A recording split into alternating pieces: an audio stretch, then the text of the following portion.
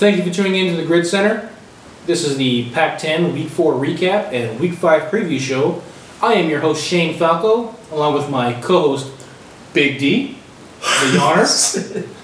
We are going to cover the game of the week from Week 4, look ahead to the Week 5's game of the week, plus the spreads for all the Week 5 games, your standout individual performances of Week 4, and the new rankings.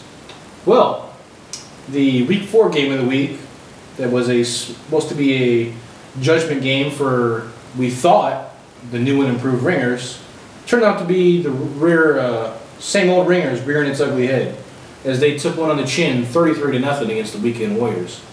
Granted, the Weekend Warriors are a Mountain West team, but for a team that came out with such fire and swagger the first 2 weeks, they really look like the same old Ringers now. They sure do. First of all, I'd like to apologize for the yawn.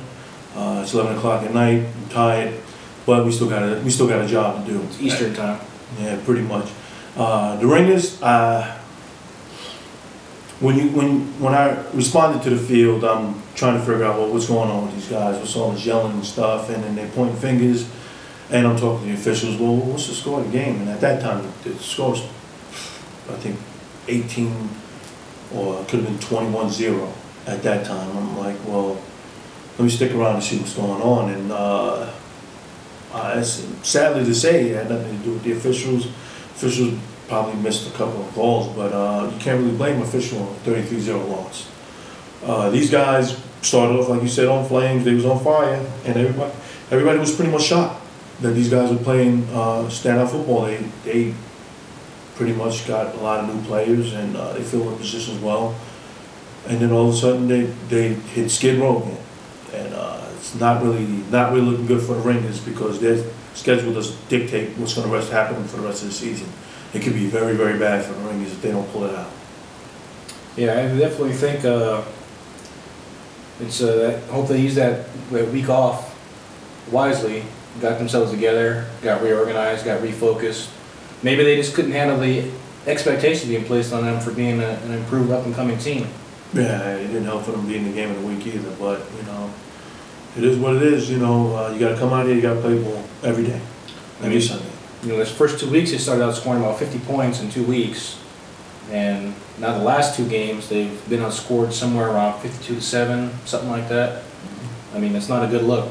No, it's not. You got to have some kind of balance and consistency in there if you're going to definitely be an improved and solid team. So we'll see how they respond.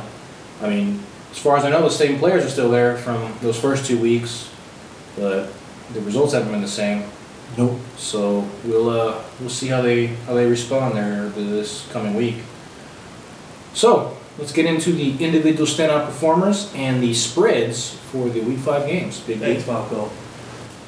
Last but not least, we got the Pac-10 offensive and defensive players of the week. For the Pac-10 offensively, we got Chad from the Weekend Warriors. He went for 14 of 19 to 220 yards. He threw 5 touchdown passes and 3 extra points. Defensively, we got Matt Thomas from the Hooligans. He had 2 picks. 2 picks. Let's go to the Pac-10 spread for this week. We got Jet Life versus the Swarm, which is going to be one of the plays of the week. The game of the week, we got the Swarm actually favored by 3. The Savages versus H-Town, we have the Savages favored by 7. Weekend Warriors versus the Wranglers, we have the Weekend Warriors favored by 14. I think that's a little high. The Wranglers, they're a good ball team. They play ball. Then we got the Hooligans versus the Ringers, and they have the Hooligans favored by 14. Ringers, this is going to be a make or break for you guys, so you guys need to pull this out, because if not, it's going to be a long season. All right, we're going to go to Falco and Pac-10 rankings. Take it away, Falco. Well, Pac-10 rankings will be as such. The Weekend Warriors, who are also ranked number 2 in the Mountain West, ranked number 1 in the Pac-10. The Savages hanging in at number 2, surprising everyone right now with a 3-1 record, and seem to have things going in the right direction these last couple of games. The Hooligans, after just swarming all over the Swarm, 33-0, up at number 3. We got the Wranglers, just an up and down team, hanging in there right now in the middle at number 4. H-Town, H stands for Hands, is Hanstown, unable to catch, down there at number 5, if they could cash, they'd be 3-1 right now. The Ringers, team free falling, stocks dropping faster than Enron. I don't know. We'll see what they can do. They're there at number 6. And the newbies, the new guys, the Swarm, hanging in there at number 7.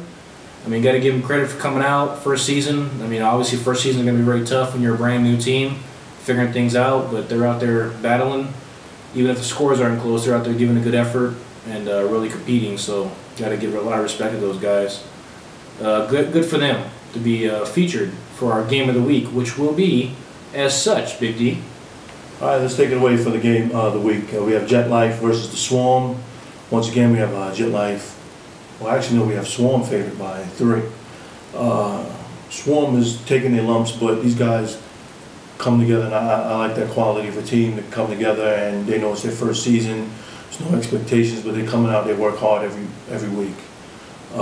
Jet Life, they've been around each other for a minute, and they've been hanging around games, but they just can't really get over the hump. And the quarterback vowed to me that he's going to get a win, and this would be a good win for him if they can pull it out. But I think if they lose this game, it could be devastating for Jet Life. Giving the old Matt Hasselbeck guarantee, huh? Yes, he did. That's nice.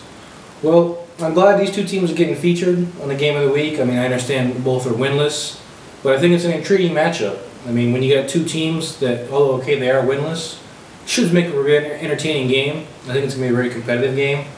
It should be a lot of fun watching one of these teams get their first win. Got to give them they come out every week and they're giving good effort. So we should see what it goes. Will it be the coaching staff of and the rolling deep roster for Jet Life, or will it be